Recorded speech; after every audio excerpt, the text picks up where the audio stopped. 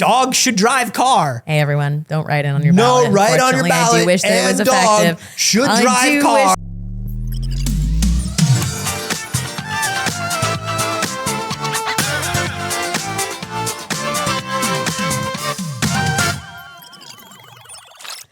Hello, good morning. Oh, good morning, BBs. It's too early. It sure is. Welcome to the first, best, and only morning show in existence. I'm Anthony Carboni. And I'm Saige Ryan. And oh my stars, what a weekend I had. Yeah? Yeah. Tell me all about your weekend. It was very exciting. I sat inside and played Death Must Die all weekend. Have you played Death Must Die? I have not. Oh, BBs, are you ready? Oh, Death Must Die is a mix between Vampire Survivors, Okay, well, we love. Hades, We love. and Diablo. We also love. And it's so We used to love. good. Like OG isometric Diablo. Whoa. Death Must Die is amazing. Good name, too. $7 on Steam right now. It's in early access. Wow. And it is so freaking good. Ooh. You have got it. Let me see. That's exciting. Now, everybody is also saying welcome back. So for those who watch on YouTube later, there was no upload on Friday because although there was a little bit of a secret Easter egg episode. So if you watch on YouTube later, you can go to Twitch if you want to watch that because I'm not uploading it. Josh and I went live on Friday. Yeah. And it's today, secrets. Anthony and I go live without Josh. That's so right. Sage is pressing the buttons today, and that's why we'll see what happens. We'll see what happens. Do you think you can push a button and bring up my laptop? Do I think I can do that? Are you kidding me? Look, I ran this show for 3 years before Alex got here. So there's Death Must Die. You can pick between 5 characters. You got to unlock the characters. Every character has like a Diablo style loadout.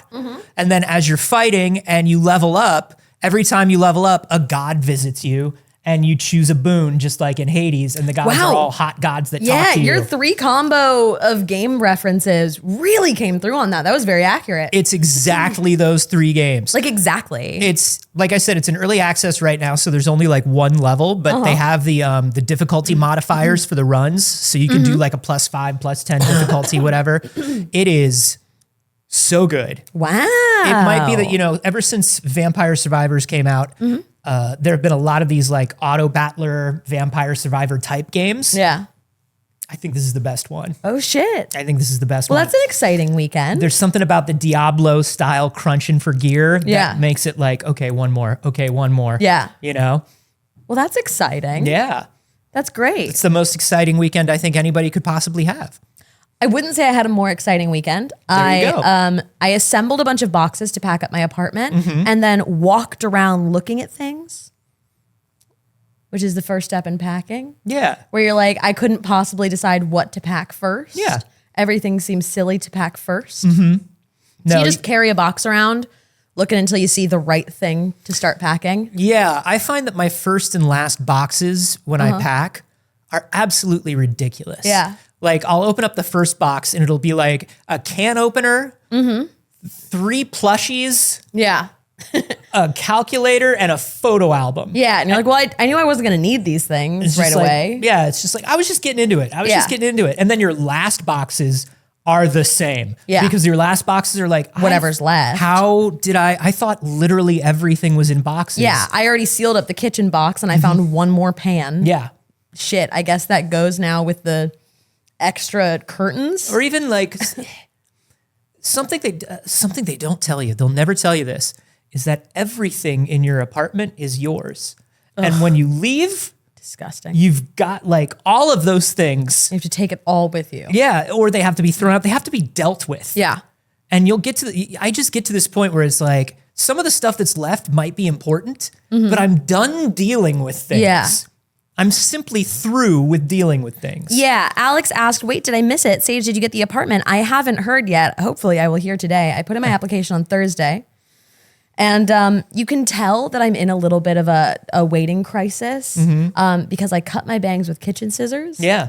And I tried doing overnight curls on my hair, and instead I look like the clown from Big Comfy Couch. No. Well, It's good.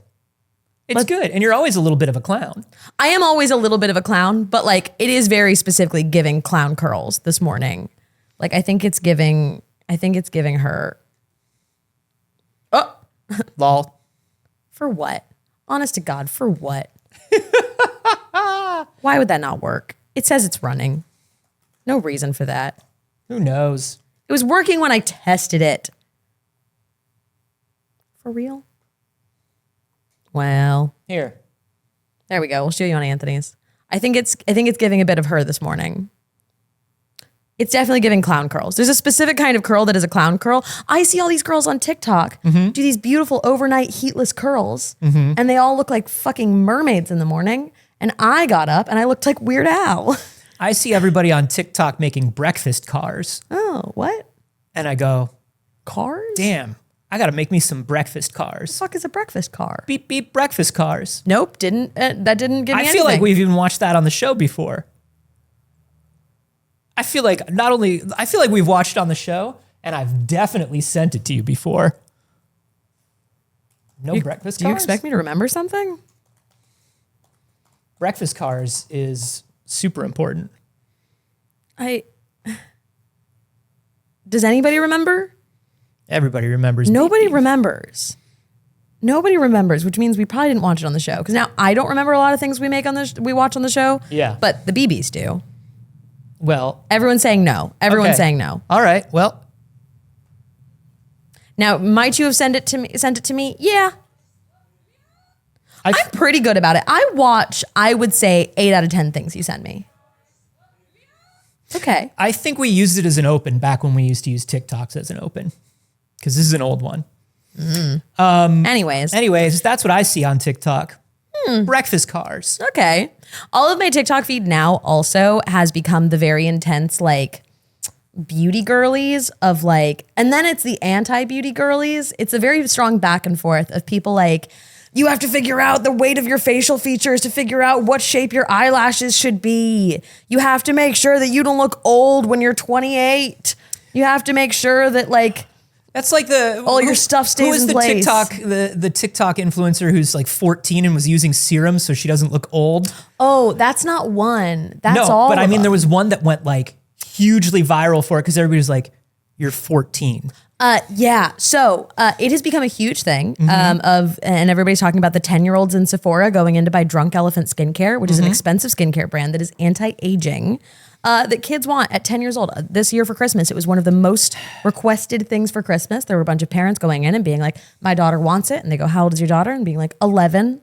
And it is like anti-aging serums Sure. and things of the sort.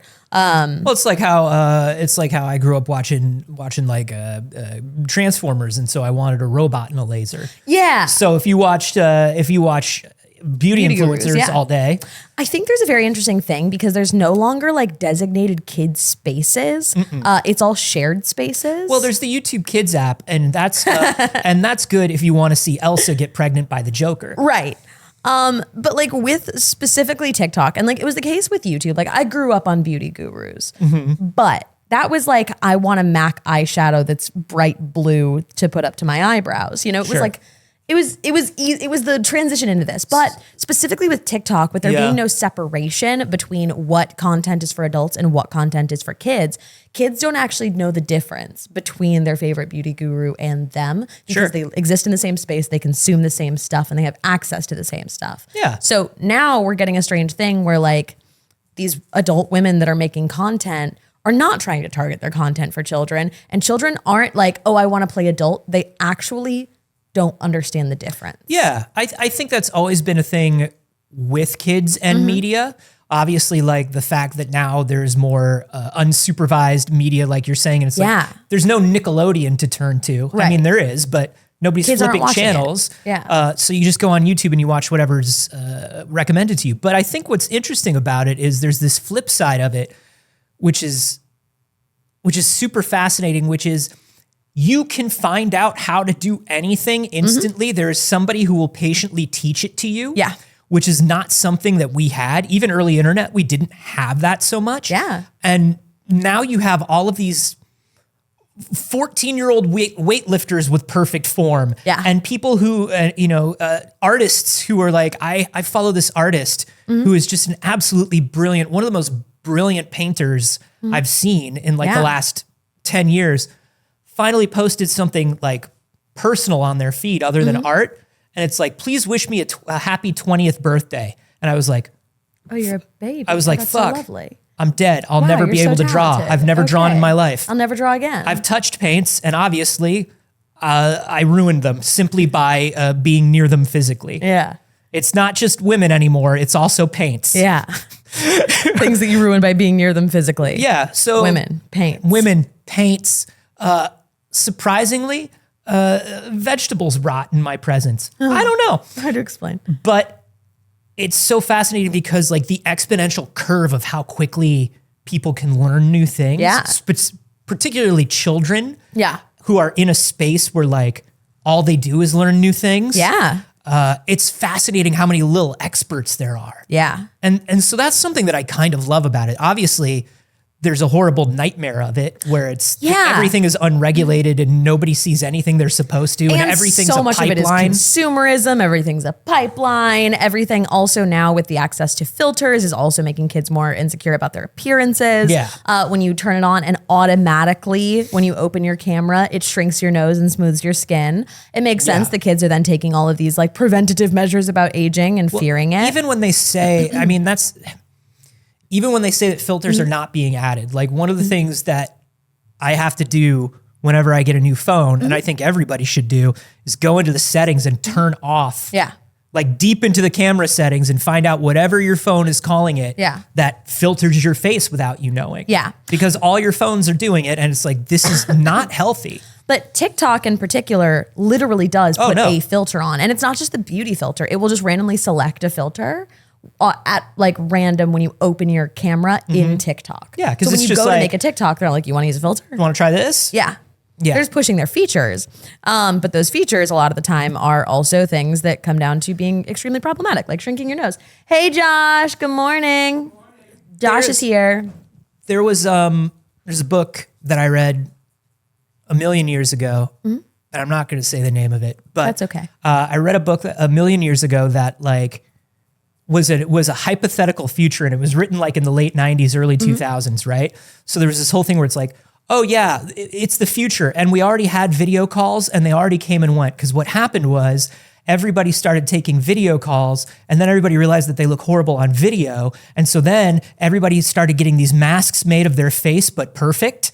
And so then whenever anybody called you on video, because they didn't figure that cameras would do the filtering. Yeah. So they were just like, so then anytime anybody called you on video, you had to put on this face that looked exactly like your face, except more attractive. And then everybody said, I don't want to do video calls anymore. Wow. And I feel like we are there. We are three of the 4 steps in there. Yeah, we're definitely Nobody there. wants to answer a FaceTime anymore. No. Nobody wants to answer a FaceTime. Which is a bummer. I love FaceTime. I love FaceTime. I love FaceTime. I love it. When I was, Yeah, we used to FaceTime all the time. I know.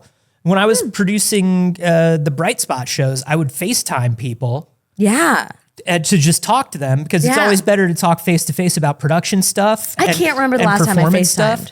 And everybody, when I FaceTime them, was like, oh, hey, yeah, I guess this is what this is for. Yeah, let's do it. I was like, come on, man. Yeah. I used to FaceTime with family and that was it. And I don't even do that anymore. Yeah. Interesting. What you were saying about having like access to learning all the time too, I think back because like I grew up with the internet and with YouTube, you know, YouTube has existed since I was like 10 years old, right? So I've had access to those things, but the sheer amount of it and the way that people have learned to teach things online has changed so much. So I think back to when I was around 10, we moved into a new place and I was allowed to paint my bedroom, and I painted it bright fucking green. Sure. Because I was like, I'm going to make my whole room a green screen, because I just learned to use Final Cut. Yeah. And I was so excited about it. And I learned how to key out a green screen from iJustine in probably 2007, I don't know, on YouTube. And Rip in peace. Rip in peace, it was terrible. Justine. She's very alive and She's doing very great and actually alive. thriving. I'm sorry, Justine. Has like tech lines in stores. It's great. Yeah. It's great to see. But it was one of those things too where I was like, oh, I had to get like a desk lamp to like aim up at it because nobody knew like the proper distance to get from a wall to not have a shadow. Yeah. And it was like, you know, a 1-minute video that you're trying to interpret that doesn't really make sense. And it's so different. And it was learning all online made now. for like worse stuff. Yeah. So like it was much harder. You had to Yeah. get it just perfect. That's the thing, is everybody, the YouTube thing in particular is fascinating to me as somebody who spent a lot of time learning how to do what I do and what we do for a living, Yeah. kids have such instinctive, this is how you're on camera. Yeah.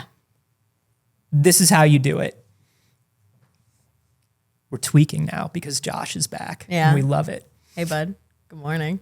Good morning. Well, hey, there's a lot of big news today. There is a lot of big news today. What do you want to start with, Anthony? Well, I mean, let's start with, there's a lot of Switch 2 rumors going around right now, Saige. Okay, all right. Everything from specs to what's going to happen to when the launch window is. And it turns out that one particular source, one source was responsible, the shadow broker, the one who deals in all of this information, the one who finds these leaks, the ultra hacker, The one who knocks. the one who's been there hacking the video game industry all along. Yeah. Game Shark. Game Shark. Game Shark has been grinding Nintendo's fucking gears for 30 years. And baby, they just ground him once again at CES 2024. Alltech Lansing revealed that the Game Shark is returning, first of all. Yeah. Hell yeah. Hell yeah. Hell yeah. I don't even explain to me how that's going to work when everything runs in walled gardens and sandboxes and digitally. And Sounds like they're figuring it out. I hope so. And they say that the official launch is planned to coincide with the Nintendo Switch 2 launch in September of 2024. Whoops. I'm sorry, it's what? Now, they put this out in everything, in all of their stuff about the Game Shark. And Digital Trends was like, they got the release and they looked at it and they went, okay, thank you for this info sheet. And they ran back to their hotel room at CES and they were like, guess what? Guess what, motherfuckers? The shark. The shark is loose, baby. Shark attack. And it's a shark attack. They're back and they're leaking all the information. And then Alltech Lansing wrote an email to Digital Trends saying, oh, no, this is estimate. Nintendo hasn't said anything officially. And don't make them mad at us. They're already mad. Shush. Don't make them Stop. more mad at us. So now it is possible that this is not inside Nintendo information. But I mean, this is also one of those rumors where when it pops up, it's like, yeah, of course it is. Yeah. Of course it is. We Yeah. know it's coming later this year. Yeah. We know it's got to come out before the holiday season. So that you can usually get a second batch by Christmas. And September just makes perfect sense. Yeah. It's a good fall release. Yeah. Good cozy fall release. Cozy little Switch fall. You know what I mean? Yeah. Little pumpkin switch. So September was not shocking to me, but I do think it's a fun way to hear that. Now, things can change, and that is also a lot of the reason why companies don't announce sooner a release date is because things are still subject to change at this time. There could be delays. They don't want to say September and then not be out in September. And Game Shark is like, bro, we were just guessing. We didn't even know anything. That was just us. We were just saying when they're ready, we're ready. Don't you worry. But we're probably going to be ready in September if you want to be ready with us. You know what I'm saying? This is just the latest in a smattering, I would call it. A smattering of Switch reviews. I kind of wish you wouldn't. But I am going to say it one more time. Smattering of Switch leaks that say, number one, the Switch 2 is probably going to be revealed by the end of March. Yeah. Which also makes sense for a September release for the hype cycle. Yep. It's going to launch in 2024, obviously. An expansive report has dropped big hints about the NVIDIA hardware and the rest of the internal hardware. First of all, it's going to use the new T34 or a customized version of the NVIDIA 234 called the 239. None of this matters except that all you need to know is that it's the next generation version of what Nintendo's been using. And the 239 is, as we thought it would be, a scaled down, Nintendo-focused custom version of that hardware. Yeah. It's going to focus on things that only Nintendo needs. It's going to have 12 ARM CPUs, very fancy. That's so many CPUs. Yeah. Can you believe? It doesn't say how many of those are big cores versus small cores. Yeah. But 12. And then also they said that, get ready, everybody, because it may have 64 gigabytes of internal storage. Oh ho ho. This is video gaming. 64 gigabytes. Now, all of this is just rumors right now. So that is what, people are suspecting are going to be in it. People are saying that they have found out from certain places. Hey, Josh, those close-ups are still out of focus. Now, somebody's saying, Moose BZ in the live studio audience is saying 12 ARMS CPU. That is not a lot, but sufficient. Now, Moose BZ is saying that it's 12 ARMS CPUs, which is correct. They're CPUs just made to play the sequel to the hit fighting game ARMS, which of course is the very popular esport created by Nintendo. Yep. It's not ARMS CPUs, it's just CPUs that are customized to play new versions of Nintendo's ARMS. Which is not a lot, but Quick. it's efficient. Name a character from Nintendo's ARMS. Toe. That's right. That's right. The famous mascot from Nintendo's hit esport ARMS. Toe. Yeah, my favorite guy. They also say that it's going to be DLSS enabled, which we thought was going to happen. Yep. Because you're going to need that upscaling. Should run not at 4K, but people are estimating at 1440p, Okay. which I think is good enough. Yeah. It's a little weird because a lot of TVs don't like 1440p. So we'll see what that's all about. Yeah. A lot of TVs like it when you do either the 1080 or the 4K. Or 4K, yeah. But yeah, and they say that the graphics will be somewhere around the estimates. Yeah. Say that the graphics will be somewhere around PS4, which people are like, ugh, PS4. And I'm like, that's perfectly fine. That's perfectly fine. For something that I can play in my hands, that's Guys. perfectly fine. Also, considering like all of the crunch and turnover and layoffs and $500 million games that are Yeah. destroying everything, we could go a couple generations back in terms chilling. of production. It's okay. Yeah, it's fine. It's okay. It's fine. It's like Sonic the Hedgehog always says, shorter games with worse graphics made by people who are paid better and work less. Yeah. Yeah, that's kind of the dream. Guys, I want to know, are you going to be rushing out for the Switch? I want to be a September Switch girl. I think more and more that this is going to be fully backwards compatible. Interesting. I hope so, yeah. I think more and more, instead of doing the sort of we're happy to sell you your old games back that Nintendo's been doing this generation. Yeah. I think this one's going to be fully backwards compatible. We know that they were planning to stay on chippies, so it makes sense. Yeah, I anticipate that entirely. And by chippies, you mean the actual game cartridge. Yeah. The chippies. Chippies. Yeah. I mean, we're not talking about the new chippies that are inside that run the ARMS processors. No. These are the chippies that taste sour. The sour candy. The sour candy game chippies. Yeah. Those ones. Those ones. But Are you going to do it? Are you planning on first batch Switch? Are you that excited? Well, I got a launch OG Switch. Yeah. Didn't upgrade to the OLED or anything. Didn't feel the need. Yeah. And my launch Switch, I don't know if y'all are aware, but launch Switches tend to have an issue where the fan do a little grindy. Fan gets a little loud, does a little grindy. Yeah. And you can buy replacement fans, and I've been thinking about doing it. Yeah. But I think I might just up for the new Switch. Yeah. It feels like it's time. It feels like it's been plenty of time. I feel so satisfied with the lifespan of my first Switch. I never did any of the upgrades either. I got I think it would be second batch because I got a holiday release Switch. And usually that's second batch. And I don't have any fan issues. I've also never had drift. I have my original controllers, never got drift.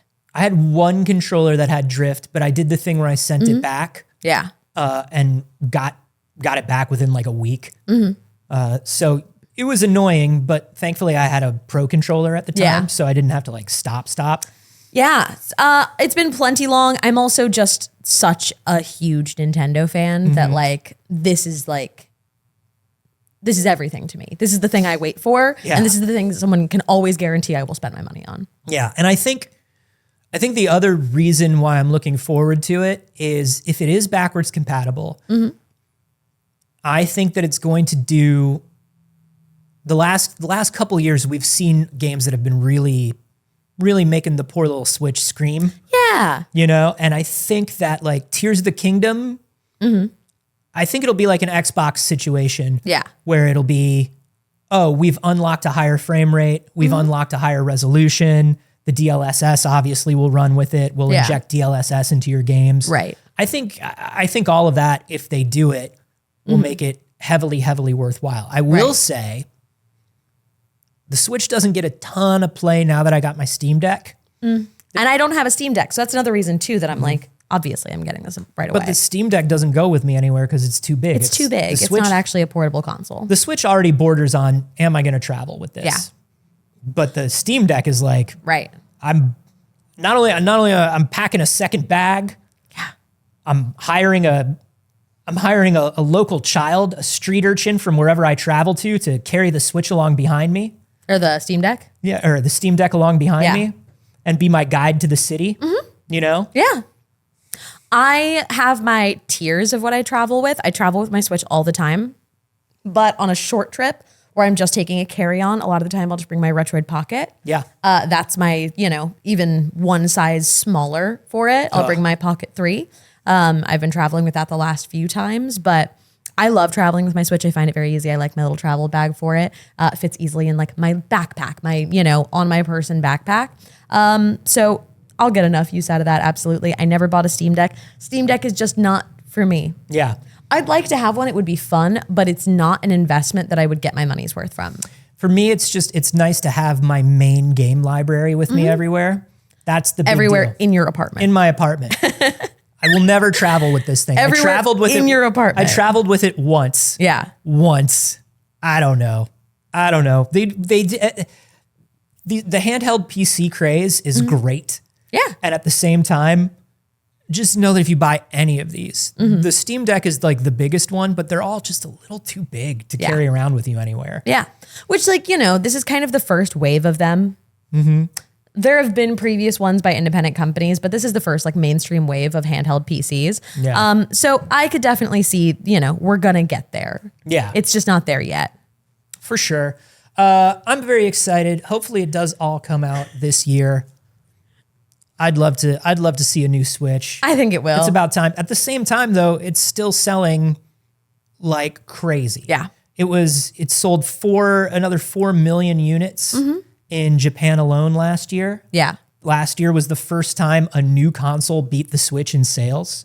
Wild. Like the last time. And only the PS5. Yeah. Only the PS5. The Switch is still selling better.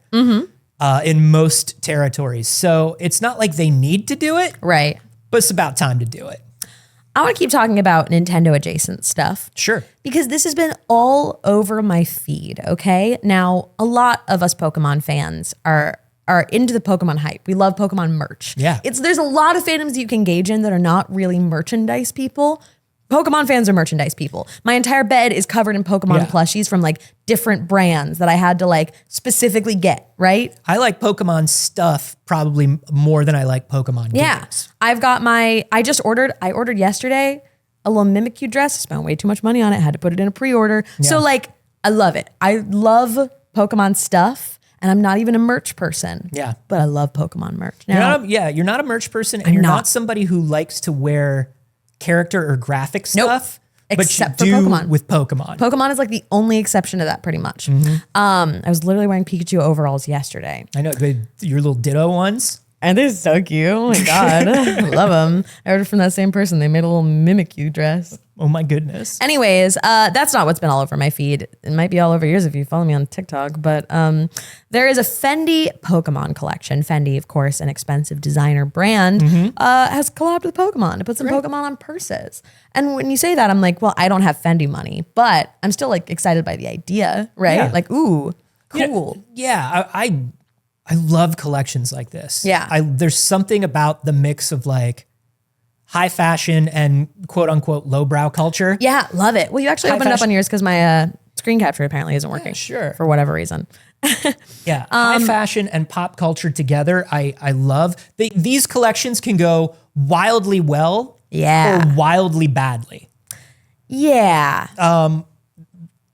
Right away, this first one, this Dragonite one, I'm not there. So here's That's the problem. just a Fendi bag with a Dragonite slapped on it. I'm putting a second link in that'll have the whole collection there. Which is fun if you're like buying it from a reseller. Yeah. Like somebody who took a Fendi bag and was like, fuck you, I'm making this a Pokemon's and I'm going to sell it on Etsy. Yeah. But just slapping a Dragonite onto the front of something. Yeah. Click on the full collection. Okay. Because unfortunately, it's all fucking like that and it's trash. It's so bad. The collab is so bad, Anthony. It's so ugly. It's like, in my opinion, objectively hideous. Let me deny all these cookies. I also had to deny a million things on this fucking Fendi website. So the Dragonite thing, I guess, makes sense because Year of the Dragon. Cool. This is just you can go show more or shop. Oh no, shop now. Okay, this is the shit that drives me nuts in every collab collection. The white T-shirt with the name of the company and some fucking clip art. Baby. Hate this shit. It's trash. Hey, every company. Look at how much that shirt is. Every company, knock it off. $1,000, $850 for this T-shirt. I get mad when the collabs are like $100 for the T-shirt. Yeah. And it's like a character plus just a white T-shirt and the logo. Ridiculous. Look at the Dratini bag. So that's down at the bottom. Yeah. It's funny that the Dragonite is the full-size bag and the Dratini is like the clutch or the smaller bag. Sure, That's absolutely. funny. That's a $2,500 bag for it to be the regular Fendi print that you have stitched a patch onto. This is straight up some knockoff looking shit. Yeah, it this is. This is straight up some Canal Street, fucking Santi Alley, downtown. Yeah. Street fair, fucking booth where you buy socks and bags. Yeah. And they have like, it's Gucci and also Mario Brothers. Yeah. And they just fucking do it to do it. Dude. This sucks. All of it and I hate sucks pretty hard. I don't mean this pejoratively. But this is like the way that they just have this patch that's like stitched on with the most coarse, weird stitching is very like Loungefly to me. And once again, I don't mean that pejoratively. Loungefly is a particular type of company. Loungefly doesn't sell $3,000 bags. No. This fucking sucks, Fendi. This sucks. This sucks almost as much as that Naruto collection. Who did the Naruto? Was it Versace and Naruto? Who did it? The Michael B. Jordan collection. I don't remember. Do you remember that? Yeah. And I remember like everybody was freaking out about the Michael B. Jordan Naruto collection. They're like, anime is fashion now. And I'm like, is it? Yeah. Is it? Because this is a denim jacket with Naruto on it. Is it? Is it? Is it? Yeah. So this collection is absolute trash, but it's also incredibly expensive trash. Yeah. I also am just like, why just those two? I think it's Year of the Dragon. I think it's Dratini, Dragonair, and Dragonite for Year of the Dragon. There's so many dragon type Pokemon. I know. Now, my immediate reaction was maybe it's also just like capsule collection, just one evolution. Right. I get it. But like, are those anyone's favorite Pokemon? No. I'm surveying the BBs too. Are those anyone's favorite Pokemon? No. Now, no Charizard, there's a reason for it. It's because Charizard is actually not a dragon type Pokemon. Should be. Objectively should be. Flying Fire. Yeah, but Flying Fire, not actually dragon type. I don't know. It's so funny because I think one of the collabs that constantly knocks it out of the park in really interesting ways is one of the most affordable and accessible collabs. It's always Uniqlo Summer of t-shirts or Uniqlo Cross whoever. Yeah. Whoever Uniqlo picks, they have a tendency to make really fun, interesting designs and keep it around like Uniqlo prices. Yeah. Like $20, $25 for a t-shirt. Yeah. They did a great Final Fantasy collection. I wear a lot of their Monster Hunter stuff. It's really good and everybody sleeps on it.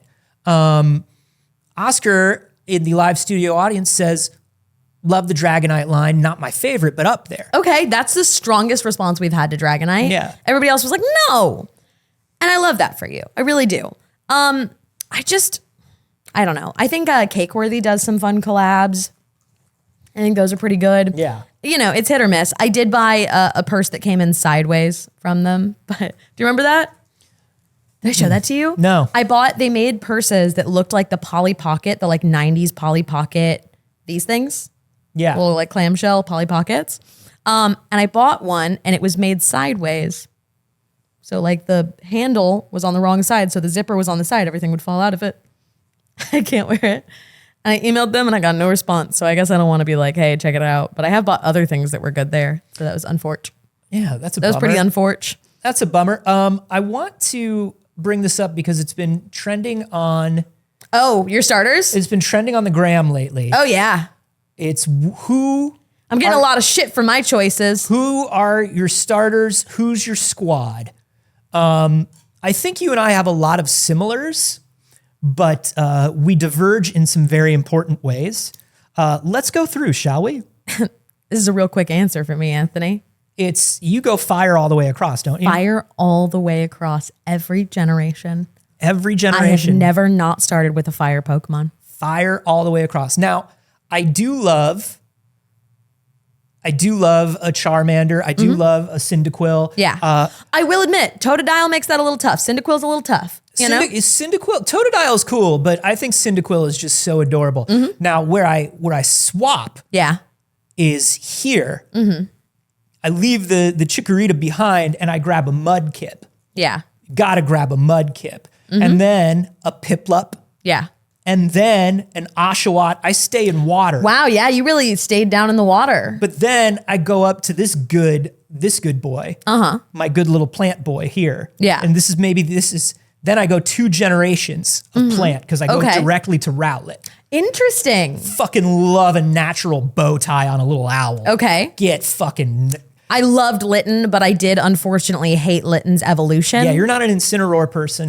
Now, here's what I will say. Yeah. Incineroar kicked ass. Incineroar was one of the most powerful Pokemon. Oh, yeah. Like, that game was ridiculous in that, like, I was just like, no one can touch me. Great Smash Me main, and too. my full-grown man Pokemon. No one can touch me. I don't even have to. When we were doing the gyms, Yeah. when we were doing the gyms, I didn't even have to, usually you swap out. Yeah. Usually you're wanting to switch around to like, they want you to switch Yeah, of around to course. curate for the different types. Didn't have to do that. don't have to do it. Incineroar just fucking cleans house. But Incineroar is a full-grown man and a trained professional wrestler. I don't like when the Pokemon turn into grown men. Yeah. If I did, I'd be a Digimon fan. And Sure. I'm not. And it starts as a little kitten too. And they're always ripped. It's never like a normal looking, they don't evolve into like Carl. And no. no. It's just like it's always a giant buff dude in a Yeah. Speedo. Yeah. Every single one. Yeah. The Incineroar's Machop- got a championship belt. Yeah. The Machop, Machamp, Yeah. like all that stuff. And then the, Sexy Diglett is just a fan creation. But Yeah. but in That's not real. That's fanon, but in my mind, it's also real. Wow, okay. That's what Diglett looks like under there. Terrifying. Terrifying. I mean, we don't know. It could be true. For the last 2 generations, I do my second and only other fire, which is Score Bunny. I fucking love Score Bunny. Anybody The who little like Band-Aid on his nose, fucking love Score Bunny.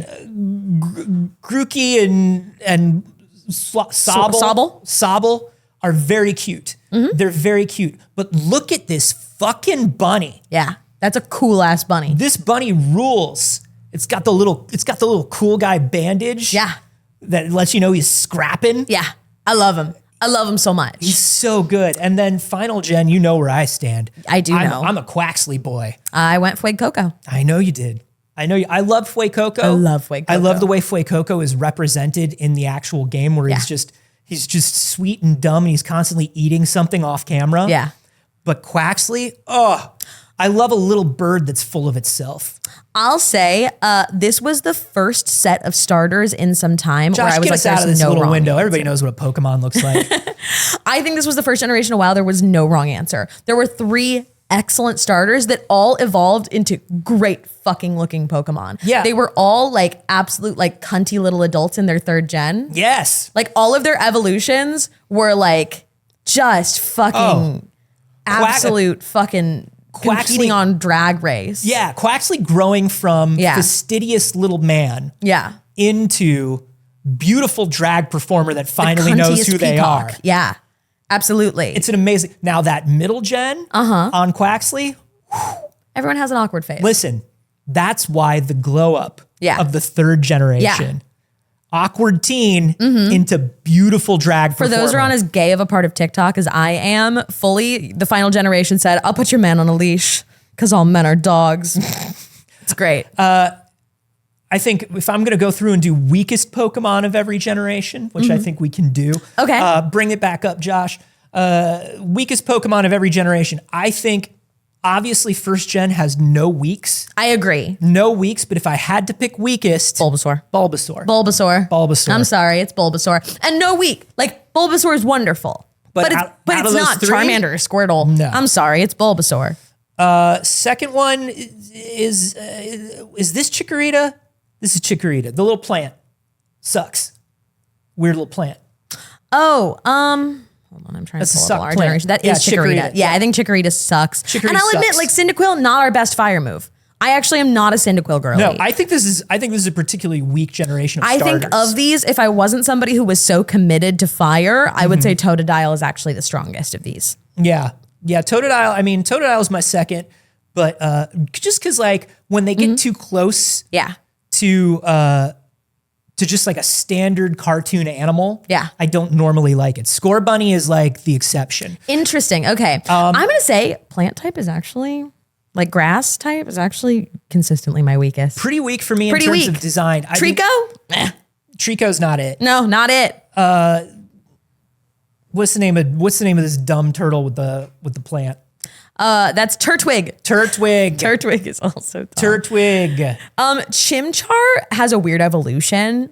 I didn't really like Chimchar's final form. It's very it's very intense. Infernape is a tough guy. Yeah. But like a little much for me, but that's okay. I Yeah. usually like the first evolution, honestly, best of most I like the Pokemon. Chimchar. I like the entire evolution line. Yeah. I like Chimchar's journey to Monkey King. Yeah. You know, like the whole the the thing. mythical journey to the West Monkey King. I think Piplup also has a great evolution. Yeah.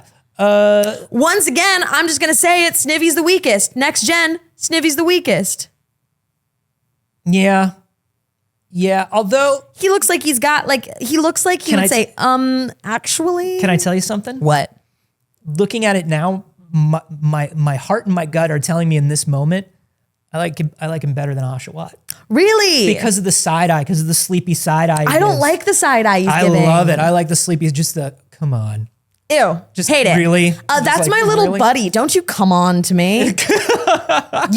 Absolutely not. We're buddies. No, I don't mean like, come on. I mean like, No, come on. no, I don't like, I'm saying don't give me an attitude. Oh, okay. Not, This I don't think this Pokemon's coming on to you. I don't think it's that kind of side. I don't think it's that kind of side eye. I think he's going to correct me. I don't like it. I I think Tepig is great. I don't like this weird frog cat blue. You don't like Froakie. Froakie's not for me.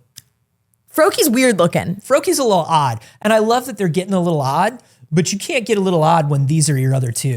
Yeah, Chespin's very cute. Fennekin is obviously the goat on that though. Fennekin's amazing. Fennekin's a beautiful little fire fennec fox. But here's the thing about Fennekin. I feel like Fennekin, when you've got so many Eevees, so many beautiful Eevees and Vulpixes and But Fennec's got that big head. Fennekin's got that big head that Eevees don't have. I think it's totally different, and the evolutions are very different than evolutions. I just think Chespin is just Have you owns seen the evolution? His weird little swimming cap.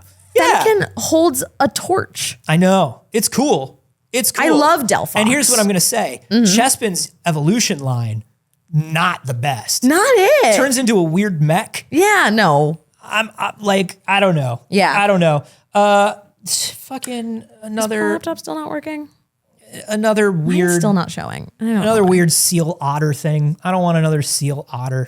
I love Pop. Hold on, Poplio. Poplio. I keep wanting to say Piplup, Popilo. It's Piplup and Poplio. Yeah, Poplio. I love Poplio. Obviously, Litten is my baby, my sweet little boy. Can't love a Poplio when there's a love Rowlet. Poplio, and I love the evolution of Poplio. A Rowlet and a Litten right there. Poplio is giving and the evolution is giving my girlfriend turned into the moon, man. Are you telling me that you like Poplio better than Rowlet? I am.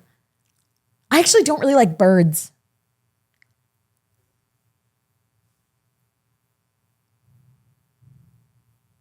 I just don't really like birds. Wow. Yeah. I love Poplio. I think Poplio is fantastic. I think the evolution of Poplio is fantastic. But obviously Litten is number one. No doubt. I'm trying to figure out. Grookey. Grookey's the worst one. Grookey's undeniably the worst one. Really? Sobble, little sad, so funny. I love it. I love how sad Sobble is. I love how sad Sobble is. I love a sad little guy. And I think that's the only thing that's the differentiator that puts it above Grookey, because I think they're equal in terms of cuteness, Nah. and I think they're equal in terms of strength of design. Grookey's just a green monkey. Yeah, but it's like cute little monkey, cute little plant monkey. Score Bunny kicks ass and then becomes a ninja bunny. Yeah. Which is awesome. Score Bunny rules. Like, Yeah. we know that. But And then I think Cinderace is also amazing. Grookey is the weakest, but not by much. Yeah. Not by much. And then last generation, another generation of winners. Yeah. Another strong generation, the likes of which I don't think we've seen since the first gen. I agree. I think maybe this the next strongest generation of winners from first gen, Sprigatito, Fuecoco, Quaxley. You can't go wrong. Fuecoco's evolution is silly as hell and definitely the least cool looking, and I love it. Meowscarada looks so fucking badass. She turns into a Sailor Senshi. Yeah. Like literally truly turns and into- genuinely a Sailor Senshi. And we talked about the evolution of Quaxley just becoming just such a beautiful little gay peacock. I'm sorry. What up? Fuecoco is my least favorite of this gen. It's I the weakest for understand me. that. I honestly do understand it. I really do. I think it's, like I said, the least cool looking, but it's dumb and silly, and I still like it for that. Yeah. It's got a lot of merit in that it's in a totally different category. So take us back to the full cam. Thank you. I like his interesting skull face. Yeah. I like that he breathes fire, but the thing is Sprigatito is just so cute. And then in the Yeah. same way that you're saying Grookey is just a green monkey, Sprigatito is undeniably just a regular ass green cat. But it's adorable.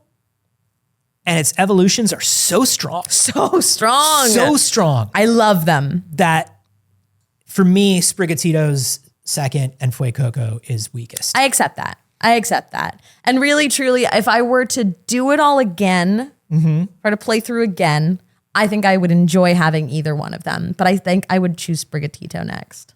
Same. I think I would. I think Sprigatito's great. Really great. Well, you didn't need all of that, but there is a thing going around on Instagram that people are sharing on their Instagram stories right now. And my DMs were flooded with people being like, even in this generation, you choose fire? Even in this economy? I'm committed to the fucking bit. I don't even care if it's the best one. She lives in flame. And you know what is nice? When you start a Pokemon game and you don't have to agonize over the choice. You know what you're doing. You know your path that you walk. You know you'll get to see your friends' other ones and you could potentially trade one. I have never agonized. I have always, when the starters are shown to me, I always know exactly which one is my favorite. I would be agonizing otherwise. Because here's the thing about Pokemon, if we're really going to break it down. I'm not worried about strategy. It's a game for children. I love it. I play it. Yeah. But it's the target audience Yeah. is children. They want kids to be able to play this thing. And then as you get older, there's some fun stuff for Yeah. you. But I don't worry too much about strategy. I worry about which of these little guys do I want in photos with me? Do I Yeah. want following me around? Which ones do I want to hang out Which with one the most? speaks to me, Yeah. on a Absolutely. deep level? Well, and I want to say, and don't, I might be wrong, and you can correct me on this. I want to say that Sun and Moon was the first generation that you could actually allow your Pokemon to come out in the world. There were designated spaces where you could go out and walk around with your Pokemon before it was totally normal in the Partner games. Pokemon, yeah. Other than that, I think the only one before that was the Pikachu edition of the first gen. Okay. Where it literally had Pikachu following you around. Got it. Yeah. But it was very gimmicky because it was just red and blue over again. And I feel like that did change things. When you've got a Pokemon that walks around with you. Yeah. Like who you want walking around. And whether you want it to look like a pal that you're hanging out with because he's taller than you, or you want like a little cat following you around. Yeah. You know? Oh, and in Scarlet Violet, when you're just riding them around, if they're really big and you just like get on their backs, and it's just like, this is the way this world works. Yeah. They start giving you things that you can ride around in, once again, like very designated areas to like cross a body of water or something in Sun and Moon earlier on. But anyways, I think that we've had a lot of fun talking about video games. Yeah. I want to talk about some business, Anthony. Well, we are a business show. We are a business show. You know, Saige did pass the bar in the state of Virginia. And Anthony has his MBA from the streets. From the streets. So I guess let's talk about some business. What do you want to talk about? Let's talk about a little business. Let's talk about going back to the office, shall we? Well, for those of us who don't have jobs, that's not a big deal. Well, everyone's going back to the office, Anthony, so going back to the office is so wild. The fact that more and more companies are like, no, dude, you got to come in. Yeah. When it's been proven that productivity's gone up, stress has gone down. Yes. It's better for everyone. It's not better for middle managers. Nope. Who literally don't have anything to do. Yeah. All they have to do is manage people. And if there's no one there to manage, they're like, what am I supposed to do? If everybody's working to their best of their ability at home and being more productive, middle managers have nothing to do and they're worried. Yeah. And number two, the value of corporate real estate and the spending on corporate real estate cannot be underestimated. So I want to shout out to Lanky Dragoon for posting this in our Discord. So the story comes from Lanky Dragoon.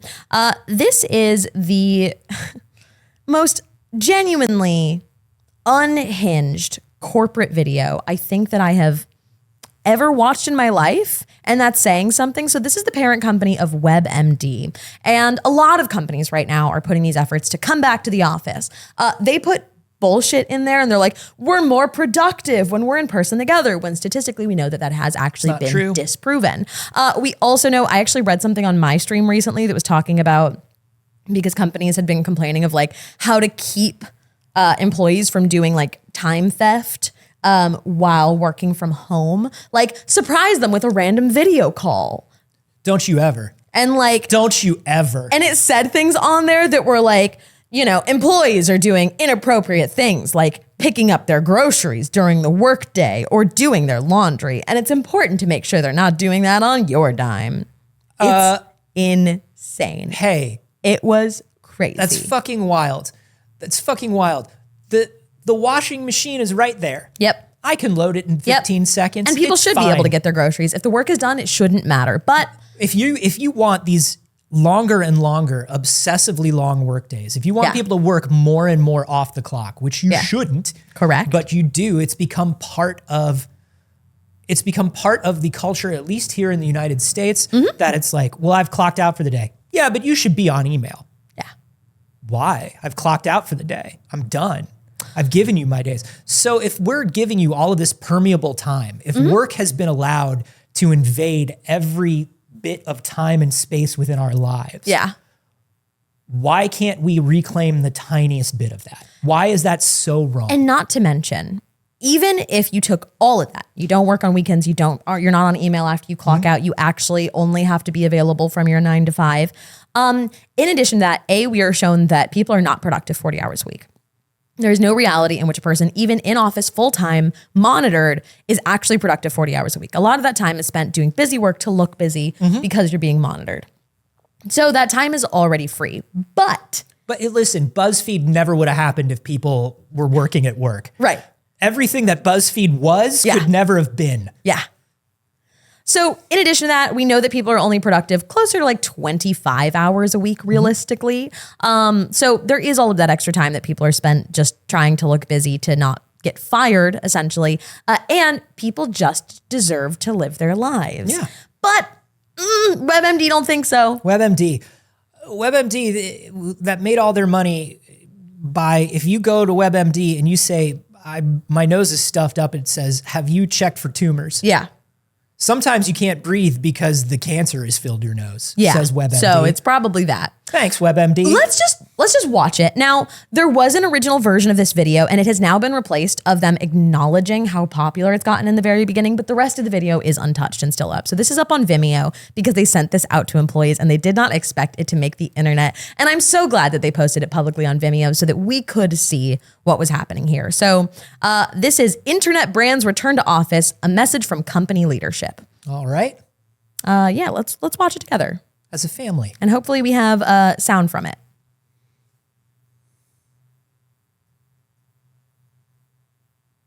So this was their little... This is the ad. This is the thing that preface they at the added? beginning. Yeah. Okay. They put a shrug emoji. Dude, I hate the whole like corporate passive aggressive bullshit. Like, oh!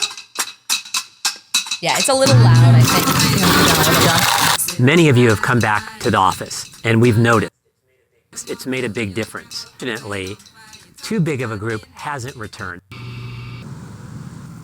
It's a little too low. There you go. We're getting more serious about getting everyone back into the office for the simple reason that we're better when we're together. We move faster. Look how fast they were results, and typing. The executives Yeah. are going to tell you more about Look how that quickly right they walk now. out of the elevator. Present. Yeah. And we need it now. Working together. Hey, can someone answer me why all of these corporate executives are not actually in this office? Yeah, why is everybody on a green screen pretending they're in the office? Hey, if you're so much better in the office, why aren't you in the Hey, office? Lisa, Face-to-face Chief helps us Operating create Officer, ideas. where are you really? Where are you operating out of? Because let me tell you something. If you've got a C, if you're in the C-suite, you're not in the office 5 days is a week. faster and better. So we have new products and new offerings. We for have our all the customers. whiteboards We're here. able to collaborate, Not and in help each other office. to be better leaders. You're not there. We all know You're we not spend there. more time- Not You're- there. None of you are in the None of office. them are in the office. None of you are in the office. It encourages organic breakthrough moments of creativity, specifically across teams who haven't worked together in person as much before. It propels She's in a us totally into different meeting our place than big she was goals, last and time. We Yeah. definitely have big goals. And for this- Line goes 2024, up. and we need your Whiteboard help is to there. accomplish those. We're better when we're together, and we need to be our best. Stock That footage. dude's just at the DMV using their camera. We have been slow in getting people and in some places. How dare that guy have a That's about croissant? to change. And Your shorts. manager will be in Haha, touch the with you joke is he's shortly wearing about how shorts. this will Who be cares? implemented and tracked. I'll wear my shorts to the office. I'll wear the I short want to leave you shorts. with this. We aren't asking or negotiating at this point. We're informing of how we need to work together Okay. going forward. It's We again, aren't for the asking or negotiating. We are informing. Yep. simple reason that great companies are built by great people working together and Again, seeing guy each not in other office. Mm-hmm. eye to eye and tackling the big task. You're not there, Thank dude. you in advance for your And then, okay, no one is here. Everyone is in person now. They're like, I know we're probably gonna get a little bit of a strike for this. Look how fun it is to be Look how back fun at it work. is to be in office. I'm gonna look at that at the bottom. Look how fun it is. Look at that at the bottom. We mean business or don't mess with us. I'm just muting it because of the song playing, and they're just showing a bunch of people who aren't in office dancing to it for some reason. Because that's what happens in corporate offices. Guys, you can't dance on a Zoom call, but you can in office? Now, the fun thing about Internet brands. The fun thing about that particular song is it always gets used for like happy upbeat stuff. Yeah. And they're revolutionary lyrics. Yeah. All of it is literally about people having like horrible disagreements that turn into culture clashes. Yeah. And it's like, hey, come on back to the office. Come on back. My grandma told your grandma I'm gonna set your house on fire. Hey, Hey now. we're not asking. You have to come back to work. Like, there was no reason to say it like that. There was absolutely not a reason in the fucking world to say it as, we're not asking and we're not negotiating. We're informing. Like, you just didn't have to say that. Like, that's a psychotic thing to say. Yeah. That man had the most fucking unhinged look in his eyes. Like, that man is a psychopath. Yeah. It wasn't even like, hey, we've really looked into this and it's a requirement now. Yeah. We're going to have to require that you come in. We're letting you know that this is a new requirement. Yeah. Nothing. No, Nothing. it's- no, He had it to say it in says- the most unhinged, I think I'm a fucking mob boss way. Yeah, it says we don't negotiate with terrorists like you that we pay. 100%. It does look like an SNL skit. And this guy, He just like, A, you can see the power trip. B, you can see from the way that this is filmed and who they put in it, that it is very much a executives versus employees. Yes, it is. Yes, it is. Because every time that this comes up, coming back into the office, being in person again, people have seen for the first time Pushback. how much better their life can be while still doing their job. Yes. The lie of the office has been such a pervasive, the lie of the white collar worker and needing to devote this much time and be a company man and all this stuff. Everybody's seeing through it now. Yeah. And every time a company says we're going back to being in person, Yeah.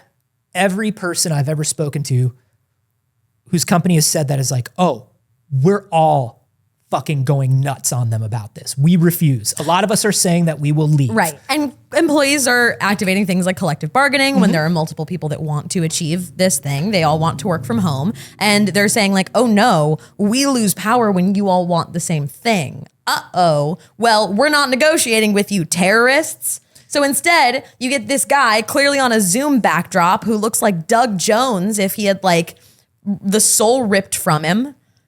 They literally couldn't even come into the office to do their important fucking company-wide video about going back into the office. You know, the executives who are like, this is the most important thing we have to talk to you about right now. We're not doing it. Nope. Like, we're not doing it, but it's very important that you do it. You know, in movies, when somebody has been like keeping up a facade and like draining other people to keep up their youth, and then there's the after. Yeah. That's their CEO. Their CEO looks like the after shot of like, no, Yeah, please. he's a post-Windu Palpatine. Yeah. Like it's Exactly. really come to the surface. It really has. It's somewhere, somewhere a portrait of that man was destroyed in some attic, and now he looks the way he really was supposed to. Here's what I'll say. Here's what I will absolutely say, and I have no problem saying this. Hybrid, I think, is a reasonable request. I think Depends on the job. I think it depends on the job, but I think for a lot of team-based office jobs, particularly in a creative space or even a sales space, really there are a lot of things where you can get a lot done It's gonna make noise on the if you do like a couple days a month in office. If it's like, hey, we're doing the big meeting tomorrow. We're doing the big workshop tomorrow. We've got a big deadline. So everybody's going to come in and work together on this deadline. Sure. But daily, get out of here. Yeah. Get out of here. I know quite a few people that go in like once a month, twice a month. That's completely reasonable. Now, when we talk about work from home, it's not just about quality of life for people that need to do things like fucking be able to cook for themselves and not have to order in lunch. And they save a ton of money on gas and life expenses from not having to be out of the office. But it's also an accessibility issue, especially in a post-COVID world. It is an accessibility issue of people who are particularly immunocompromised are faced with a lot more danger having to be in office. Yeah. People with various disabilities are faced with all of the many challenges of getting to and working in an office all day and not being able to have the things that would accommodate their disabilities. Yeah. The idea of the amount that most people who need accommodations that are not just reasonable, but protected accommodations. Yeah. The amount of time those people have to spend in most offices bargaining, begging, pleading just to get the accommodations they're supposed to be afforded by law. Yeah. And the way that people are made to feel badly for the accommodations that they need. Yes. For just asking for them. You remove all of that when they're able to work from their own space. Yep. And there are some people that, hey, they want to go into an office. Yeah. And the office is there and you can go in. You can go in. Yeah. If you're like, hey, I just like working from the office. I work better in an office environment. Great. The office is still there for you. But forcing people to do it. It's entirely about control. Yeah. It is about corporate culture has always been this micromanaging control. We need to remove people from their comfort. We need to make people feel like they are minions, essentially. You know what I mean? At home, you have too much comfort and they don't like that. Minions. Banana. Nice. Minions. But truly, in these situations, it is entirely about the fact that people are home and they're learning and they're consuming, and all of a sudden they're not liking that the workforce is like, wait a minute, has this been bad for us? I genuinely, it's wild that it took a global pandemic for, I mean, it's not wild, it's understandable, but it's wild as well that it took a global pandemic for capitalism to use the tools that it built for itself to its fullest. Yeah. Not just work, but school. The number of colleges that all of a sudden, universities for years have been saying, there's no way we could go mostly online. There's no way we could do that. All of a sudden, boom. Yep. 90% of universities went online. Yeah. Now, I come from a family, my entire family on my mother's side is all educators.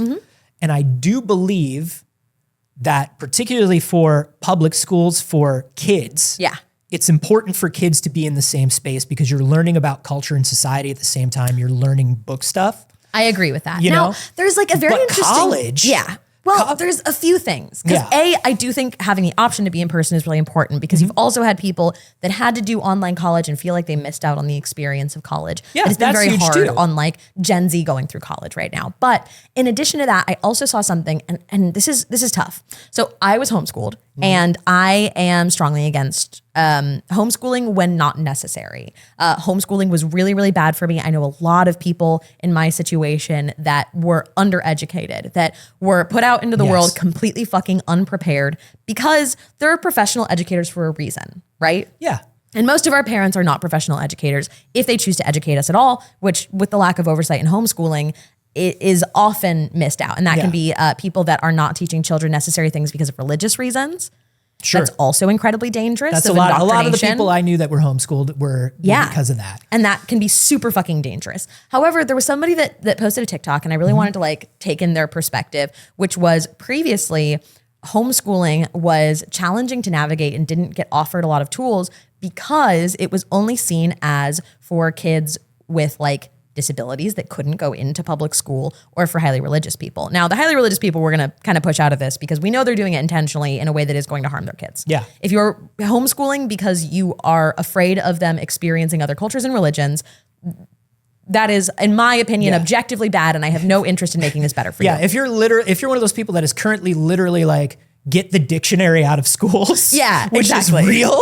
Yeah. I have no interest in getting better for you. But there was something of like how much more funding and time and like things went into making homeschooling accessible, like making homeschooling a better system when everybody had to do it, and how much we know that then the system just didn't care about disabled kids and didn't care about like making homeschooling a better educational experience. Yeah. Because they were seen as like, or kids that, for instance, too, got like kicked out of enough schools that they had to homeschool. Sure. And those were all seen as like less worthwhile kids by the school system for both troubled children and disabled children. Yeah, it's the same as we're talking about for the office. There are some people that just cannot thrive in that environment, and why wouldn't we give children the environment that they can thrive in educationally? Yeah. I do think if a kid can make it into a school and be in a school in a social setting, and that's possible, I think that's very important to development. I think it is too.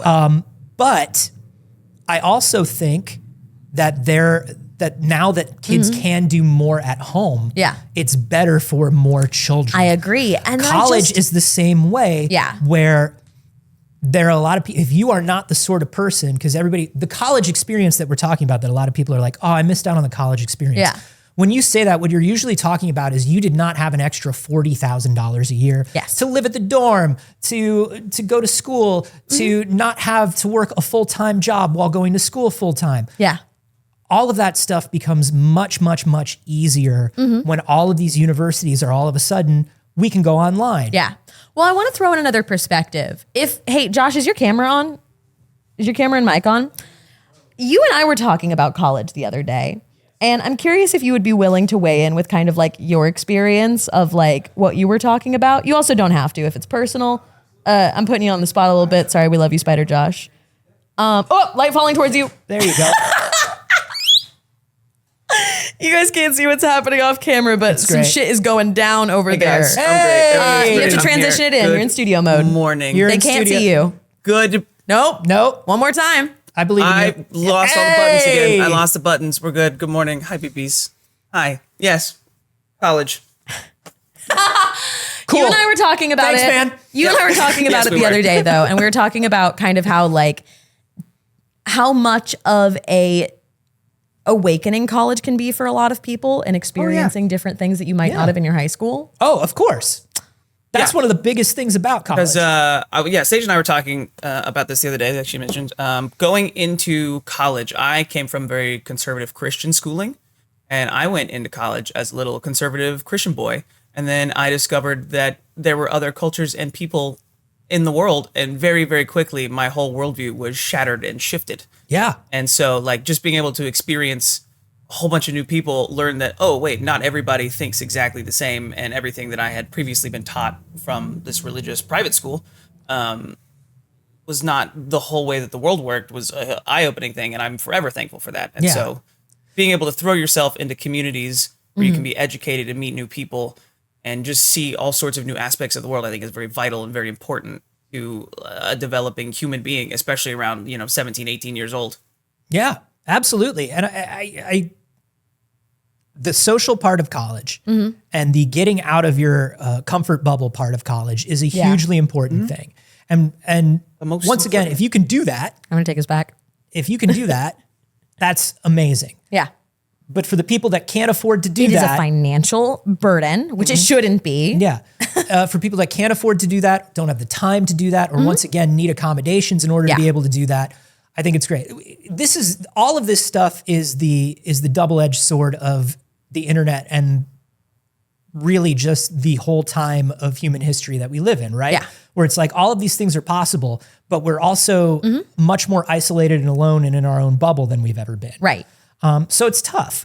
It is tough. And But, I like- agree with what the tension says, which is just we should be able to do that without $50,000 in debt. There should be absolutely no debt for you. Yeah. I obviously believe that college and all education should be free. And I do want to make sure that there are things that are incentivized for the people that it's the balance of incentivizing for people that have access to do so, to be there in person, and making sure that we know, because like somebody who has a conservative background isn't going to be reeled in by like, you'll be exposed to non-conservative people, right? Yeah. And you need these people to be exposed to other things. We need them to, Yeah. but we also don't want to be like, oh, you get perks that then people don't get when they can't go, which is really fucking hard. And there's the stigma around it too, where if it's like, oh, all the normal people go in person and you're different. Yeah. That's really fucking hard. And I struggle with that a lot as somebody who's like, I think homeschooling is so dangerous in so many ways. And I don't know how to fix it Right. in a way. And I'm like, maybe it's just a uniquely so American problem. Well, and it's also unique to the way that you were homeschooled as well. Not that you were homeschooled in a unique way, Yeah. but that's a very different way than the public schools doing classes from a distance. It is.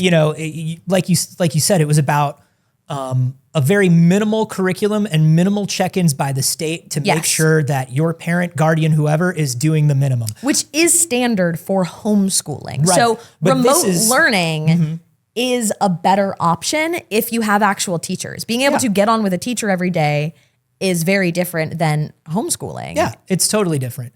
So, I think those things are more separate, and I understand why you have that association in your head. Yeah. But I think, man, I'll tell you, if I could have rolled out of bed and gotten on my computer Yeah. and gone to class, I would have gone to so many more classes. I would have gone to so many more classes. My computer was right there. Some international perspective. Old man Jane said, homeschooling is not possible in Finland. Also, not many private schools there. Also, fuck private schools. Yeah, private schools, not great. Fuck private schools. Not Absolutely. There should be you can pay money and go to a better fundamental education than anyone else. That's unhinged. That's unbelievable. Yeah. Shouldn't be allowed. Yeah, this whole thing is weird. We're at a very weird and transitional time. I don't know, just trying to tell people to go back to the office right now just feels just feels absolutely ridiculous.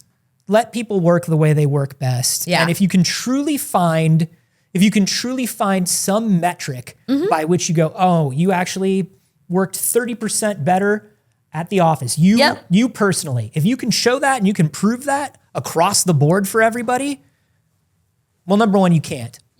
Number one, you can't. Number two, shut up. Is what I'll say about that. Listen.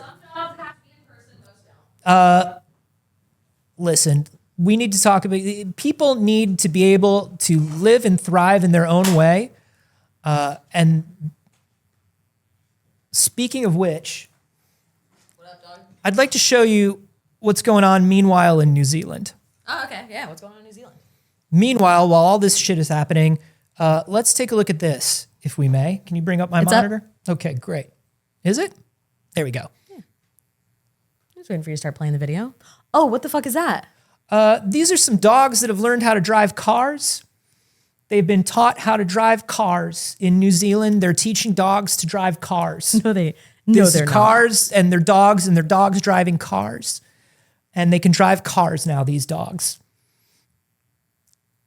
Now, stopped for a pedestrian. Yeah. Now you might be saying, what? Huh? No, I'm saying good boy. Good boy. He's a good boy. Really good boy. Look at Porter being a good boy. Now, look at Porter. He stopped for a pedestrian. What a good boy. Now, why is Porter learning how to drive a car? What do you think the reason is for Porter learning how to drive a car? I would say to be able to go and pick up his own treats, to go to the park and visit his fawans. Sure. Because he was such a good boy this week that now he gets the keys. Now, a lot of people are saying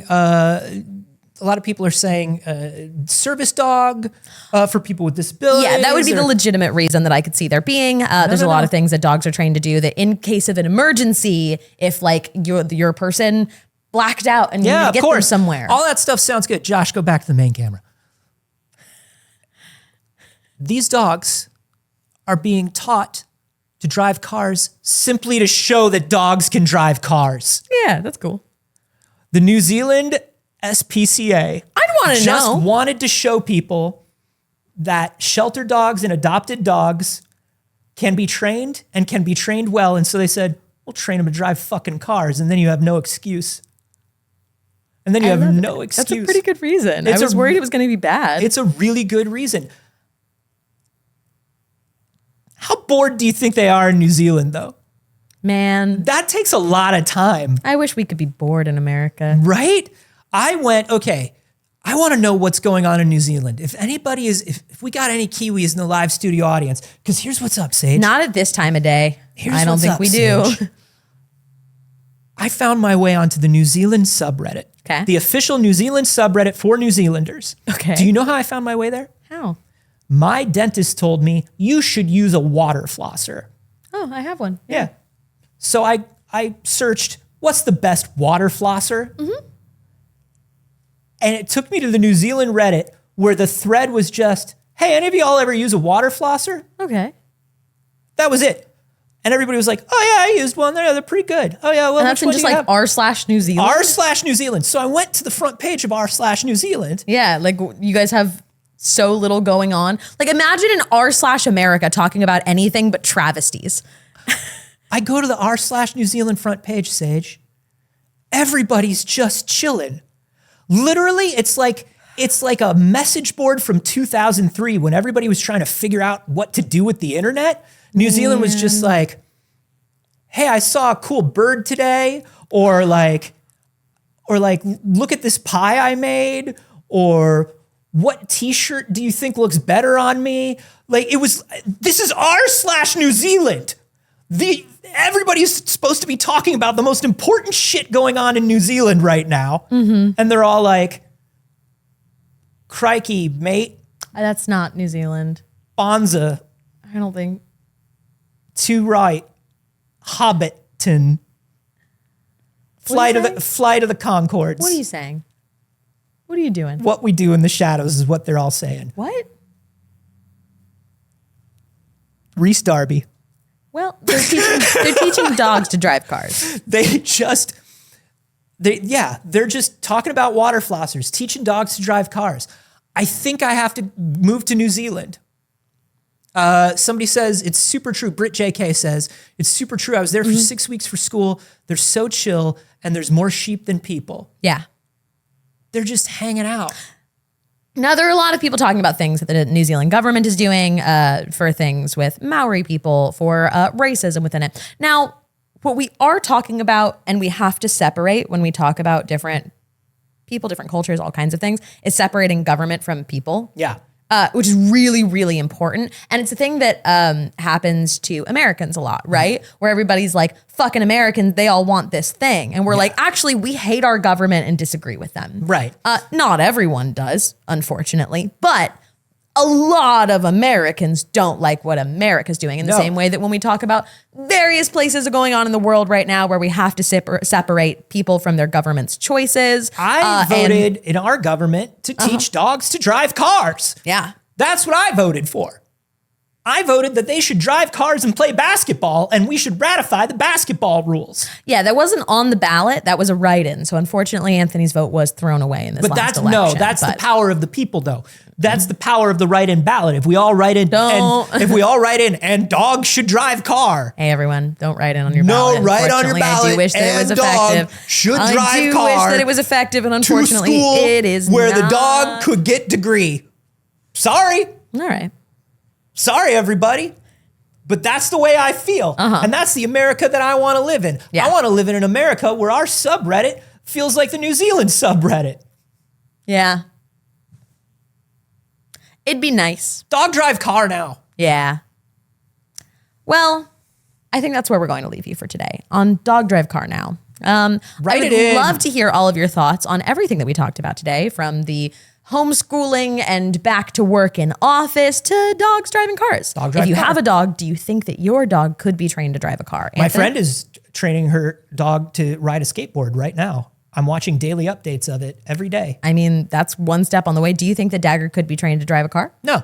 Well, let us know. No. Absolutely hates it. Now, for now, this is actually Josh's last show with us. Josh has been kindly filling in and taking up the reins for Alex, who is usually here to technical direct in the morning. Josh, you've done a wonderful job, and we're very, very grateful that you've been here with us in the mornings. Thanks for sticking it out with us, bud, and coming in. Thanks for having me. Sorry to end on such a wonderfully, appropriately chaotic day. It's great. I love you, BBs. It's been great hanging out with you guys. So excited to have Alex back. Everybody have a great time. He's like, okay, going to have Alex back. Yeah, Alex is so cool. I want to be in charge of the buttons. Somebody did ask, Josh, did you intentionally dress like a Pokemon trainer today? I think he just wore a hat backwards. No, I was just He looks like such a and I Pokemon wore a trainer. hat. But it is a Pokemon day, so I'll take the theme. He looks like such a Pokemon trainer. I think he's like naturally inclined to look like a Pokemon trainer though, so it doesn't take much. Mm-hmm. You know? That's what I was going to say. Is like, that guy just looks like a Pokemon trainer, I think. He just does. All right, everybody. Thank you so much for joining us for the show this morning. We do the show every Monday, Wednesday, and Friday at 9 a.m. Pacific. You can watch it on Twitch. You can watch it on YouTube. You can listen to it in podcast form. And you can support us on Patreon if you want even more of us. Patreon.com/PixelCircus. $5 a month. You get a bonus clip from It's Too Early every single week. Last week, you got one on Monday from me and Anthony, and you got one on Friday just hanging out with Xander. So if you want to check that out, Kettle himself, Bora herself, the lovely and talented and wonderful Xander Genre just hung out and chatted with us for a little bit. So if you want to check that out, you can do a free trial over on Patreon as well and see if you dig the kind of stuff that we post there, because it helps power this channel, keeps us going. We love it. Thank you. We also love when you hang out on the Discord, when you suggest stories, when you just tell friends about the show, and we love it when you just show up. That means the most to us. It absolutely does. Anthony, where can they show up when you're not here? You can find me everywhere on the internet at A Carboni, except for here on Twitch, where I am at Anthony Carboni. Twitch, you cowards, is mine. Give it back to me. And today's episode of We Have Concerns, my science comedy podcast, is all about the pressure of being invited to things and how we psychologically respond to that, according to science. Whoa, science. You can find me everywhere on the internet at Not Saige. I stream on my channel Monday, Wednesday, and Saturday. Anthony. Saige. Just kidding. Josh.